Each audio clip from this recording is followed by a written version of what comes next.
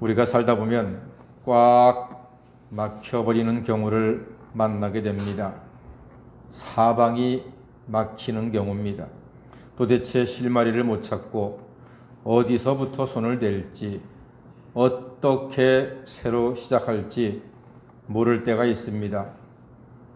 그러면 참 마음이 답답하고 가슴은 뛰고 염려는 어깨를 짓누릅니다. 손발에는 힘이 쫙 빠져버릴 때가 있습니다. 그럼 여러분은 어떻게 하십니까? 오늘 벨사살 왕이 그런 경우를 만났습니다. 사실 이 벨사살 왕이 못된 짓을 많이 했죠. 술판을 벌이는 자리에서 예루살렘 성전에 그 거룩하게 쓰임받았던 기구를 가져다가 술 마시며 하나님의 신성을 모독했습니다. 부어라 마셔라 건배하면서 하나님께 영광을 돌리지 않고 하나님을 멸시한 것입니다. 그리고 우상을 찬양했습니다. 그 순간 손가락이 왕궁벽에 나타나서 글씨를 쓰는데 그 장면을 보고 왕은요 오금이 저리고 겨울비 맞은 강아지 마냥 바들바들 떨었습니다. 왕은 나라의 모든 지혜자를 부르고 심지어 나라의 세 번째 치리자와 금은부화를 경품으로 내놔도 해석자를 찾지 못했습니다. 이때 왕비가 나타나서 왕을 안심시키며 다니엘을 불러서 물어보라고 조언을 합니다. 이래서 여자가 중요합니다.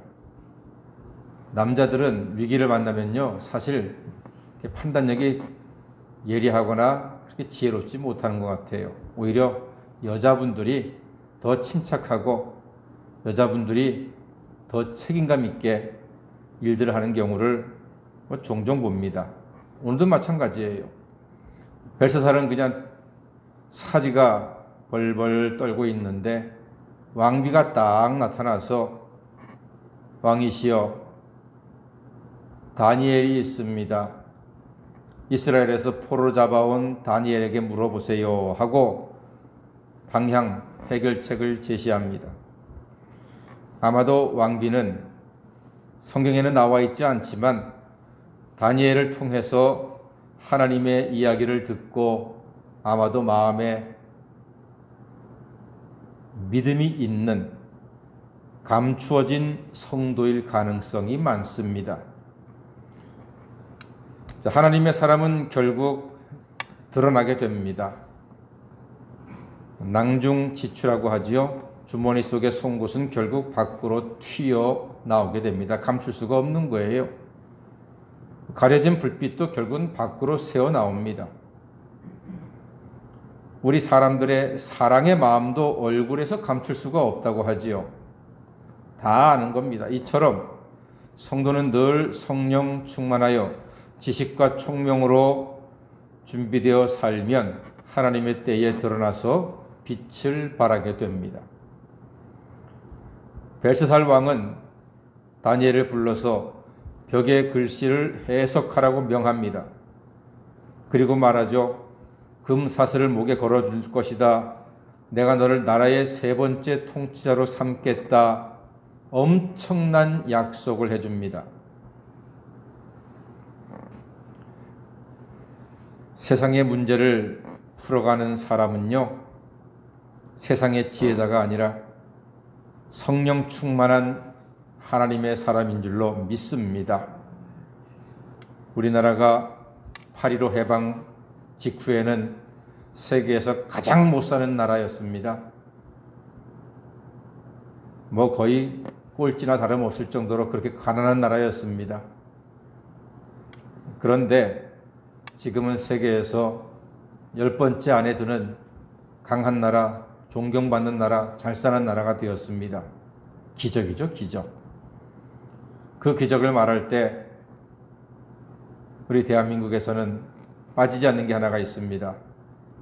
박정희 대통령께서 이루신 새마을 운동. 이거 정말 기가 막힌 운동 아닙니까? 잘 살아보자는 운동 아닙니까? 새마을 운동이. 그런데 그 새마을 운동이 사실은 박정희 대통령이 물론 앞에 있었지만 그 모든 것들을 계획하고 추진했던 사람은 유태영 박사님입니다. 그분은 신실한 크리스찬이고 장로이십니다. 정말 기적같이 공부해서 대한민국의 기적을 만드는데 앞장섰던, 헌신했던 분입니다. 정말 훌륭한 분입니다. 그러니까 박정희라고 하는 이름이 앞에 있지만 사실은 기도의 사람 유태영, 하나님의 사람 유태영이 그 모든 새마을 운동의 중심에서 계획하고 실질적으로 이끌어서 우리나라가 이렇게 정말 잘 사는 나라, 농촌부터 개량을 하고 도로를 만들고 공장을 세우고 모든 일들이 이루어지게 된 것입니다. 창조주 하나님의 지혜와 영이 있는 사람이 세상과 사람의 문제를 능히 해결할 수 있는 그런 지혜 권능을 소유하고 있다는 것입니다. 그것이 우리 대한민국의 힘입니다.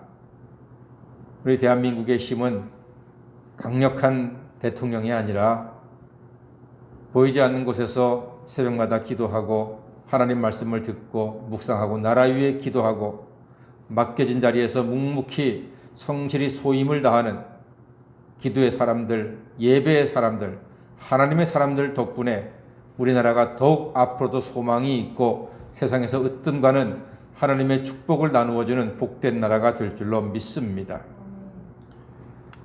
자, 다니엘은 왕에게 문제의 원인부터 하나씩 짚어 나가게 됩니다. 그러면서 18절부터 21절까지의 벨사살 왕의 아버지 느부갓네살 왕의 이야기를 합니다. 이야기인즉 우리가 이미 다 알고 있는 것처럼 왕이시여 당신의 아버지 느부갓네살 왕이 있었는데 그는 정말로 큰 권능의 왕이었습니다.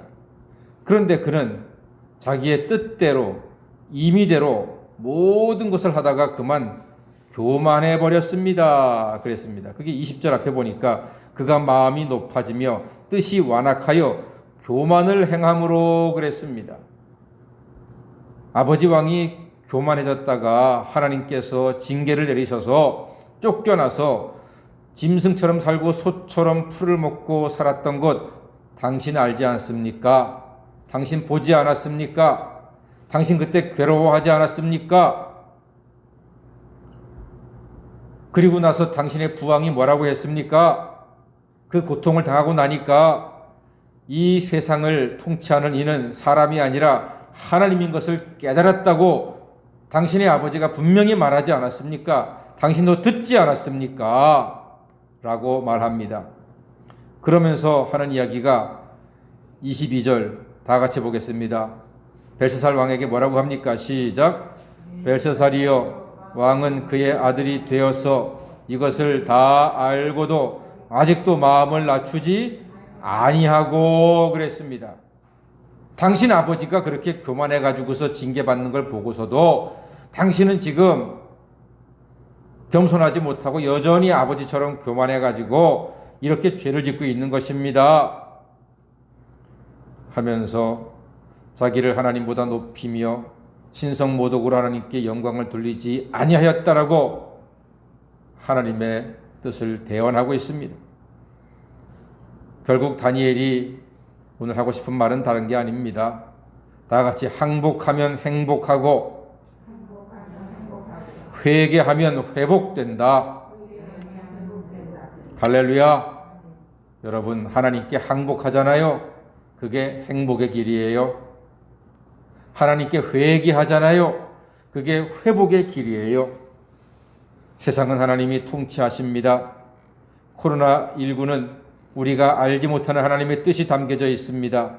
그럴수록 더욱더 하나님께 항복하여 행복해지고 회개하여 회복되는 은혜를 누리는 우리 모두가 되기를 주의 이름으로 간절히 축원합니다. 아멘. 기도하겠습니다.